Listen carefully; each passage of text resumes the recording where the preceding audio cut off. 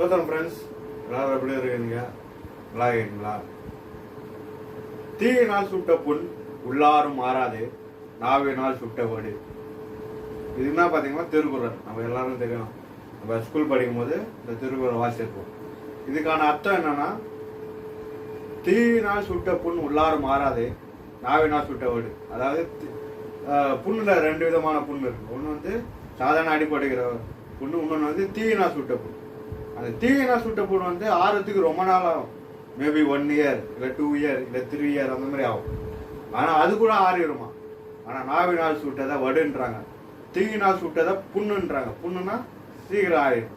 ஆனால் வடு வாழ்நாள் ஃபுல்லாக மாறாது. அது வந்து நம்ம உலக பிரகாரமான ஒரு வாக்கியம், திருக்குறளாக இருக்கு.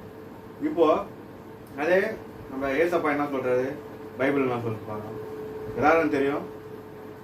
புதிய ஏற்பாடு பக்கம் 314, யாக்கோபு 3ஆம் அதிகாரம் அதனோட 10வது வசனம்.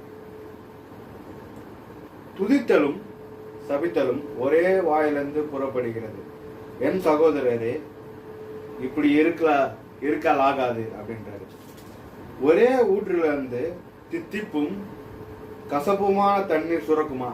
அதாவது ஒரே ஊற்றிலிருந்து, அதாவது வாயிலிருந்து, ஒரே ஊற்றிலிருந்து தித்திப்பும் கசப்புமான தண்ணீர் சுரக்குமா? அதே மாதிரி நம்ம வாயிலிருந்து ஆண்டவரை துதிக்கிறோம், நம்ம பாட்டு பாடுறோம், அதே மாதிரி நம்ம வசனம் சொல்றோம், இந்த மாதிரி சுவிசேஷம் அறிவிக்கிறேன். இப்போ இதே நாவல் வந்து நம்ம சபித்தல் ஆகாது. அதே மாதிரி தித்திப்பும் கசப்பும் ஒரே நாவல் இருந்து வராது.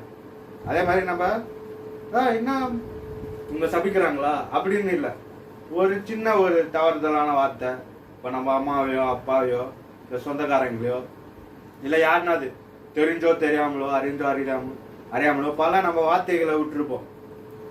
ஆனால் அது கூட நம்ம மென்ஷன் பண்ணுறாங்க. துதித்தலும் சபித்தலும் ஒரே வாயிலிருந்து புறப்படுகிறது, என் சகோதரரை இப்படி ஆகாது அப்படின்னு நம்ம புதிய ஏற்பாடுல நம்ம வாசிக்கிறோம். அதே மாதிரி நம்ம வாயிலிருந்து துதிக்கிறோம், அதே மாதிரி நம்ம சின்ன சின்ன சபித்தல், நீ அது விளங்க மாட்ட அப்படி கூட நம்ம சொல்லக்கூடாதுன்னு வேதம் சொல்லுது. கொஞ்சம் இது வசனம் இணக்கம் தான்.